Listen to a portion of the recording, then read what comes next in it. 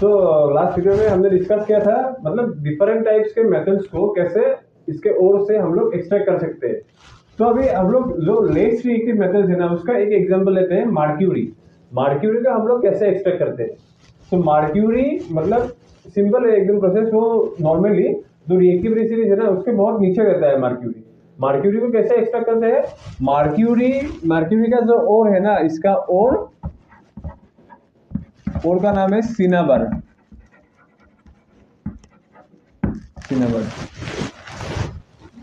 सिनाबर का एक्चुअल मतलब chemical name है mercuric sulphide. Actually it is mercuric 2 sulphide. Okay, तो मर्क्यूरिक सल्फाइड से हम लोग कैसे मर्क्यूरी निकालते हैं उसका एक प्रोसेस है, बहुत इजी प्रोसेस है। उसको सिर्फ हीट करना होता है। आइए हम लोग वो प्रोसेस देखते हैं, मर्क्यूरी को कैसे एक्सट्रैक्ट करते हैं मर्क्यूरिक सल्फाइड से। ठीक है, तो नॉर्मली मर्क्यूरिक सल्फाइड जो सिनाबर है ना उससे उसको क्या करना पड़ता है, एयर के प्रेजेंट में मतलब ऑक्सीजन के प्रेजेंट में उसको हीट कराना पड़ता है। जो पहले बोला था ना रोस्टिंग प्रोसेस के मतलब माध्यम से मर्क्यूरिक सल्फाइड से मर्क्यूरी हम लोग एक्सट्रैक्ट कर सकते हैं। तो इसका 2 स्टेप्स है। सो ये हम लोग वो 2 स्टेप्स देखते हैं अभी। तो इसका 2 स्टेप्स है। पहला स्टेप ये है क्या, जब concentrated mercuric sulphide ore is roasted in air when mercuric oxide is form. मतलब मर्क्यूरिक सल्फाइड का जो ओर होता है ना सिनाबर का ओर, उसको रोस्टिंग मतलब in the presence of air उसको हीट करना पड़ता है। अगर in the presence of air उसको हीट किया तो क्या निकलेगा, हीट मतलब क्या, addition of oxygen. Mercuric sulphide plus oxygen it will form mercuric oxide plus sulphur dioxide. मतलब इस प्रोसेस में डायरेक्टली तुम मर्क्यूरी एक्सट्रैक्ट नहीं कर सकते हो, पहले मर्क्यूरिक ऑक्साइड निकलेगा। इसका प्रोसेस क्या है, इसका प्रोसेस है रोस्टिंग। ठीक है, by roasting process the mercuric sulphide is heated, that means react with oxygen, in the presence of oxygen it is heated, that is roasted to form mercuric oxide and sulfur dioxide. Later it can be converted into formed into mercury. So वो next step में हम लोग दिखाएंगे। अभी देखिए दूसरा process. वो पहला प्रोसेस में क्या हुआ, मर्क्यूरिक ऑक्साइड निकला हुआ से और सल्फर डाइऑक्साइड गैस, वो गैस तो इवॉल्व हो जाएगा ना। तो मर्क्यूरिक ऑक्साइड जो सॉलिड था उसको मतलब हीट करना जरूरी है। अगर उसको हीट किया मतलब इसके लिए ये जो टेम्परेचर है ना, ये टेम्परेचर बहुत इंपॉर्टेंट है, 300 डिग्री सेल्सियस। ये टेम्परेचर फिक्स है, मतलब इस 300 डिग्री सेल्सियस फिक्स टेम्परेचर में अगर मर्क्यूरिक ऑक्साइड को हीट किया तो वो डिकम्पोज होगा। डिकम्पोज मतलब क्या है, सिंपली केमिस्ट्री के वर्ड में रिडक्शन हो जाएगा। ये रिड्यूस्ड है, डिकम्पोज और reduced to form a mercury metal.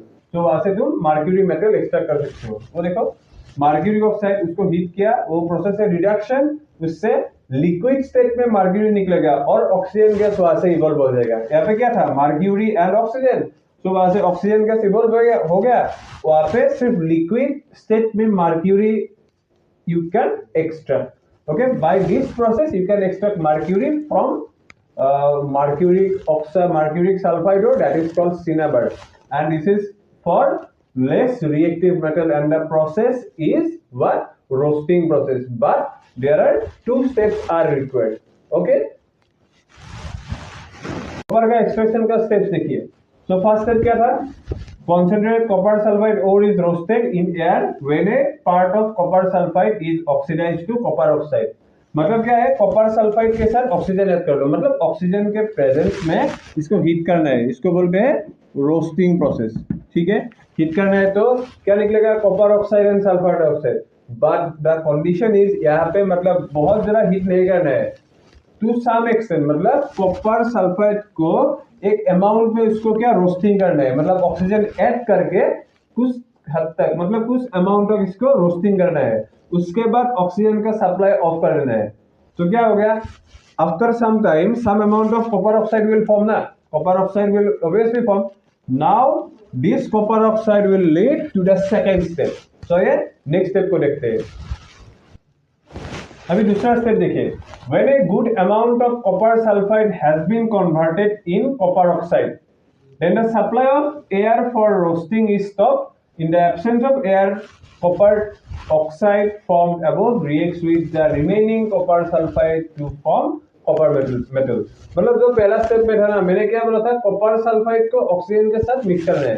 तो उसके बाद जब कॉपर सल्फाइड को ऑक्सीजन के साथ ऐड करो तो क्या हो जाएगा, रोस्टिंग।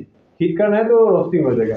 अभी जब कुछ अमाउंट में कॉपर ऑक्साइड फॉर्म हो गया तो उसका जो एयर सप्लाई वो बंद कर देना है, तभी कुछ अमाउंट ऑफ कॉपर सल्फाइड वहां पे रह जाएगा। तो कॉपर सल्फाइड और जो कॉपर ऑक्साइड फॉर्म होना, उसको उन दोनों को आपस में रिएक्ट करा दो। अगर वो दोनों रिएक्ट हो गया तो उससे क्या निकलेगा, मतलब उसका ऑक्सीजन सप्लाई बंद कर देना है। उसके बाद फिर जो कॉपर ऑक्साइड फॉर्मेशन हुआ उसको जो कॉपर सल्फाइड था, रिमेनिंग कॉपर सल्फाइड, उससे रिएक्ट कराना है। रिएक्ट करने से हीट करना है उसको। in the but remember in the absence of air this reaction will take place, so then copper form होगा वहां पे और क्या हो जाएगा, सल्फर डाइऑक्साइड गैस अलग से फॉर्म हो जाएगा, वो गैस निकल जाएगा वहां पे, वहां से सिर्फ कॉपर रह जाएगा। 6 अमाउंट ऑफ कॉपर, हाँ 6 particle of copper will form by this reaction. तो ये था जो extraction of less reactive method, उसका मतलब दो example, mercury and copper, and दो these are very important for our board exam. मतलब ये दोनों क्वेश्चन आते हैं। स्टेप्स क्या है, मतलब 3 मार्क्स का क्वेश्चन, 2 मार्क्स का क्वेश्चन यहाँ पे आते हैं। क्या क्या गैस फॉर्मेशन होता है, क्या मेटल फॉर्मेशन होता है, रिएक्शन कैसे होता है, ये क्वेश्चन आते हैं। तो ये था extraction of less reactive metal. तो आगे वीडियो में हम लोग डिस्कस करेंगे जो हाईली रिएक्टिव मेटल्स है, ओके, जो मॉडरेटली रिएक्टिव मेटल्स है, उसको कैसे एक्सट्रैक्ट करते हैं। तो तब तक के लिए थैंक यू। आप लोग एनसीईआरटी बुक से देखते रहिए। Thank you.